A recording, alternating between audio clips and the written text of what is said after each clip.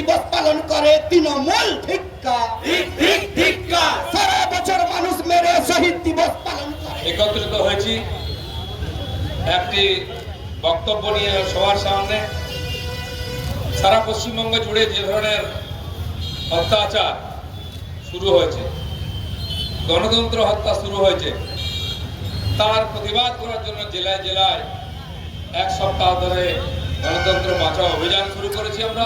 তাই অটল রোডের মোড়ে আজকে আসানসোল সাংগঠনিক জেলার ওবিসি মোর্চার নেতৃত্বে এই সভার আয়োজন হয়েছে। অবস্থান মঞ্চে উপস্থিত আমাদের সাংগঠনিক জেলা সভাপতি প্রার্থী বন্ধুগণ, যারা গণতন্ত্র গণতন্ত্র বলে দিল্লি চলে যায় খুঁজতে, তারা ভুলে যায় পশ্চিমবাংলায় গণতন্ত্রকে কবর দেওয়া হয়ে গেছে। তারা দিল্লি থেকে অবস্থান করেন গান্ধী মূর্তির নিচে, সেখানে গিয়ে রাষ্ট্রপতির বাড়ির সামনে, মন্ত্রীর সামনে, বাড়ির সামনে গিয়ে গন্ডগোল করে খবর হওয়ার চেষ্টা করেন। কিন্তু পশ্চিমবাংলায় গণতন্ত্র কি ভোট এলে বোঝা যায়। যারা গণতান্ত্রিক ব্যবস্থার সমস্ত সুবিধা নিয়ে কেন্দ্র সরকারকে গালাগালি দেবেন, তারা এখানে একটা ছোট্ট আন্দোলন করতে গেলে অনুমতি দেন না, আমাদেরকে কোর্টে যেতে হয়। থানা পারমিশন দেবে না, এসপি পারমিশন দেবে না, হাইকোর্ট যেতে হবে একটা স্ট্রিট কর্নার করার জন্য, সভা করার জন্য। রাজ্য সরকারের কোনো জায়গা, কোনো হল পাই না আমরা। এটা হচ্ছে পশ্চিমবাংলার গণতন্ত্র।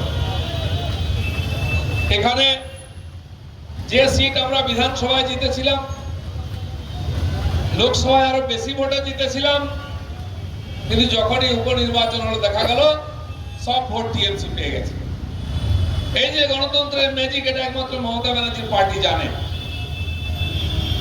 তো এই যে গণতন্ত্রের নমুনা পশ্চিমবাংলার, এটা ভারতবর্ষে কোথাও নেই।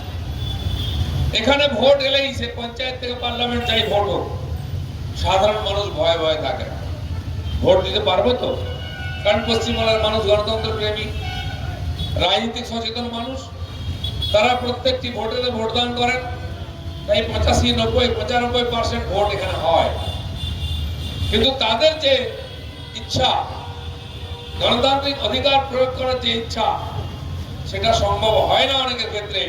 তাই তারা প্রথম থেকে চিন্তা করেন ভোট হবে তো, ভোট দিতে পারবো তো। কারণ বাড়ি থেকে বেরোনো যায় না। অনেক জায়গায় টিএমসির গুন্ডারা এসে আগের দিন বাড়ি বাড়ি থেকে ভোটার কার্ড নিয়ে চলে যায়, কারণ ভোটার কার্ড ছাড়া আপনি ভোট কেন্দ্রে ঢুকতে পারবেন না।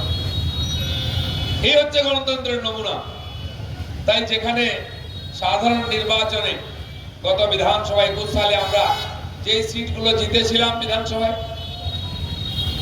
অনেকে তার মধ্যে যে কোনো কারণে হোক, স্বার্থে হোক, ভয়ে হোক পার্টি ছেড়েছিল। লোকসভার ভোটে আমরা সেখানে জিতলাম, কিন্তু যেই বাই ইলেকশন হলো সেখানে 70-80% ভোট টিএমসি ভোটার। যেখানে 35,000 ভোটে আমরা এগিয়েছিলাম, তারা 50,000 লিড নিয়ে নিল। একটা বিধানসভাতে 80,000 ভোটের ডিফারেন্স হয়ে যায়। পশ্চিমবাংলার বাইরে কোথাও ওটা দেখতে পাবেন না। সেখানে কে ভোট দেবে তারা ঠিক করে দেবে, কাকে ভোট দেবেন সেটাও ঠিক করে দেবে।